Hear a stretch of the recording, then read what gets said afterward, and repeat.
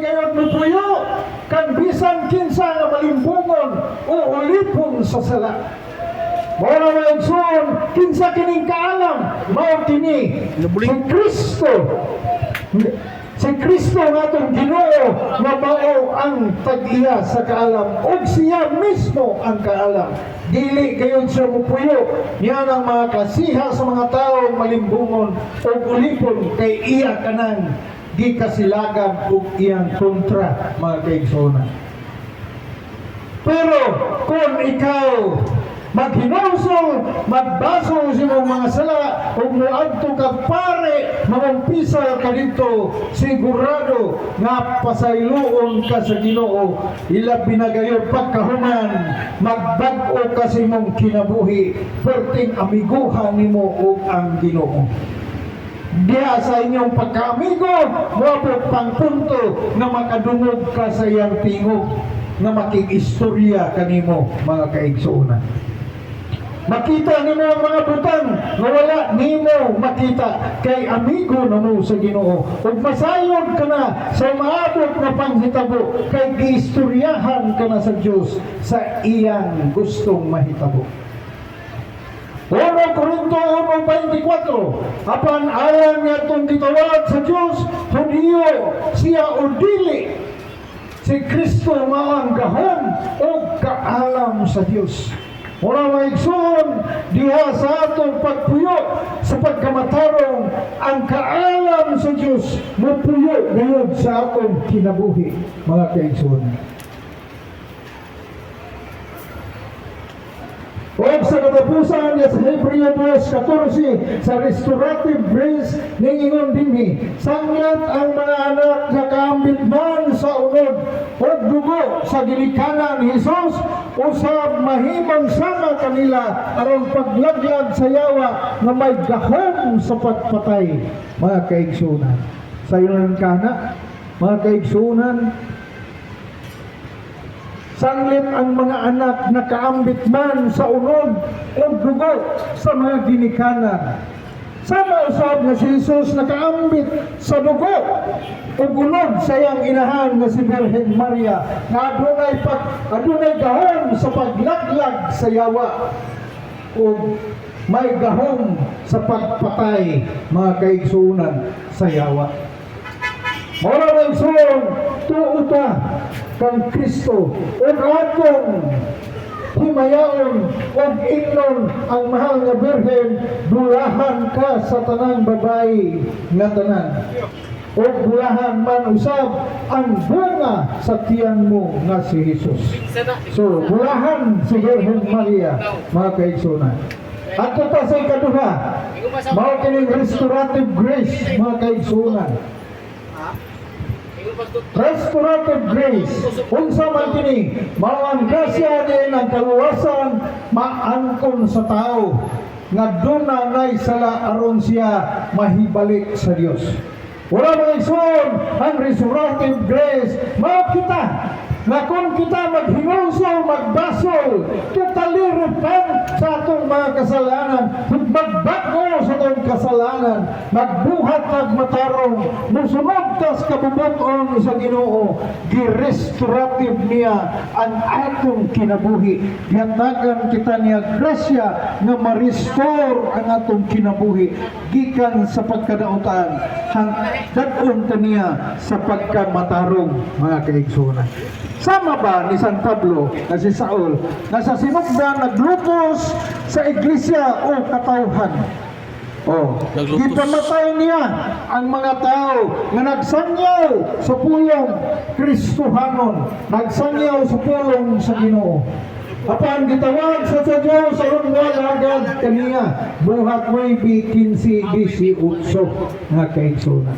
Sama ba ni San Pablo na iyang gilutos sa katawhan kaya ron iyang pamatyon sa diha nga gitawag siya sa unsang klases pagtuwag? Gibutaan si San Pablo, mga kaigsunan. O si San Pablo nakaingon si kinsa ka man di ay ningon dayon ang Ginoo, ako ang imong Diyos nga imong gilutos. Sumoto, gitambalan si San Pablo na uwian na bag-o ang iyang kinabuhi, mga kaigsunan. O nahimo siya usa sa mga apostoles o apostol na nagsangyaw sa pulong sa ating Ginoo. Kapag hunahunahon, daghan siya kaabtan ikatandi sa mga apostoles ni Kristo. Ang pagkayab sa langit ay ikaapat na dugma. Mga pagkayab sa langit, lawas o kalag, sa in English pa, Assumption of the Blessed Virgin Mary into heaven. Mabasa na ito din sa Catechism of the Catholic Church number 966. Sa dihang iyang kalibutanon nga kinabuhi nagtapos na gidala siya sa lawas ug kalag dito sa langkong himaya o gitukoy sa Ginoo isip rayna sa langit o sa yuta.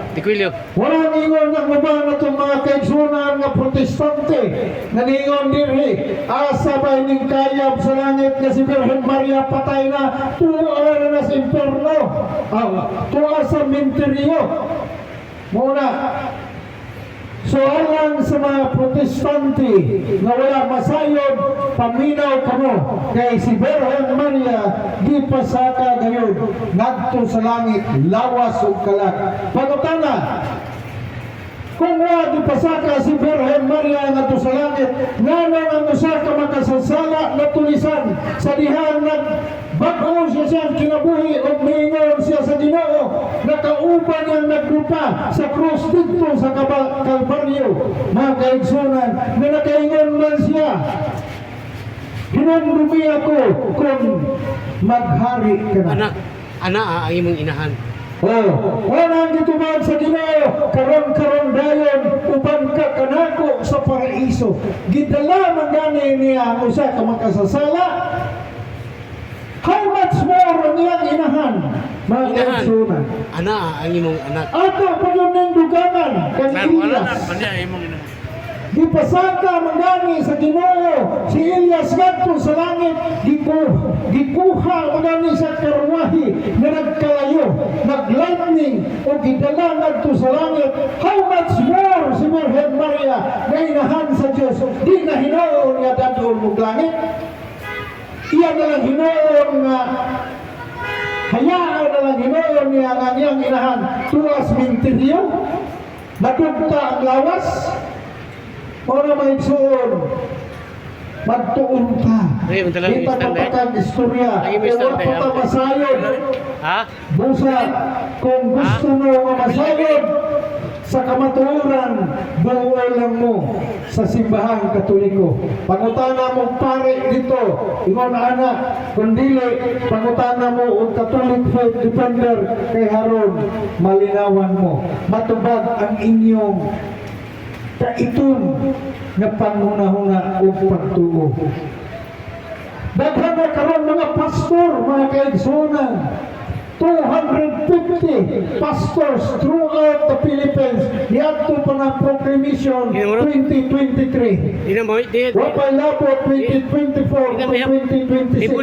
Daghan na ang mga pastor nga bibalik sa simbahang Katoliko. Usa niya na si Pastor Noy Dura. Wala lima tayo. Si Pablo Paul Alima. Nausa ka pastor kung paniya daghan na siya simbahan nga natukod kay siya saksi ni Huba sa diha nga nag-study siya sa pagtulungan sa simbahang Katoliko. Ituhog ang iyahang pagsabot o nakaingon siya nganong ingang animan. Di na ko sa saksi ni Huba kay dili man di ay tinuod na si Kristo ang nagtungkod sa maong simbahan. Marang igsoon ato pa sa matuod sa simbahan nga gitukod ni Kristo, di ta magpalinglahan ang magtutukod tao ray nagtukod, di kalula sa aton kalag mga kaigsunan. Kanang tawhana nga nagtukod, sigurado ko nawa na siya maumpisal sa dihang nagtinga na imperno gyud ang labas mga kaigsunan. Kaysa akong nabasa sa testimony sa usa ka santa, nakita niya si Martin Luther dito sa imperno, gimartilyo, gilansangan ng ulo, mga kaigsoon. Oh. Panayon ta. Kung sa atong kamatuoran nga si Birhen Maria gipasaka sa langit, mao kini basahon nato ning pinadayag 12:1. Unya nagpakita ang usa ka dakong tilimaggon dito sa langit, may usa ka babae nga nagbisti og adlaw og nagtunog sa bulan og gikurohan siya 12 ka bituon. Mauna nga atong makita, mga kaigsunan, kung naamoy larawan o liboto ni Birhen Maria na nagipurong-purungan siya o 12 ka bituon o nagtunog kini, mga kaigsunan, o bulan. Mao ka na si Birhen Maria nga gipasaka sa langit o gikurunahan dito. Isip, rayna sa tanang mga tao, dinhi siyuda may ngumang sa langit. Ang pagpasaka sa langit ni Birhen Maria lawas ug kalag, dili imposible na nahitabo tungod kay inahan siya ni Ginoong Hesus. Sino ang si Elias gidala sa langit, lawas sa kalag. Kaya wala malatay unsa pagkahan ang inahan ni Ginoong Hesukristo. Wala akong gingon kaganina, mga kaigsunan. O diya sa Lucas 23, 42 hangtod 43, huwag ngayon siya kang Hesus. Hesus, hinong tao na kung maghari ka na. Mao ka na gingon sa kamakasasala, na sa katulisan na nagbago sa iyang tibuok kinubuhi. Mga kaigsunan, o nakapamalandong siya, o niingon, hinong tao ako kung maghari ka na. Isa ang inanane, ang Ginoong Hesus nga nagdupa sa krus. O ang Ginoong sa iyong gitubag, diha diretso, nang ingon siya, sultihan ko ikaw, karong adlawa, adto ka sa paraiso, uban ka na ko. Wala na yung suon, wala mo na atong pamalandungan. Kaya mga tawhana na nagbalik ra sa Ginoo ang kining tulisan na nagngayong pasayo o limbalik sa Ginoo, gidala sa Ginoo ngadto sa langit. Unya si Birhen Maria hinuon wa dadan, di pabili niya dito sa minteryo, hayaan niya nga iyang inahan, ang lawas sa iyang inahan to as minteryo. Muna mga igsoon, pagkadako ngayong lubag niya ng ilang pagtununan, mga kaigsoon. Sa iyong napaagi si Dimas mo sa kakawatan, gidala man gani ni Hesus sa paraiso si Birhen Maria pagkaha nga iyang inahan. Pamalandungi ko naman ninyo, mga igsoon, kung protestante ba?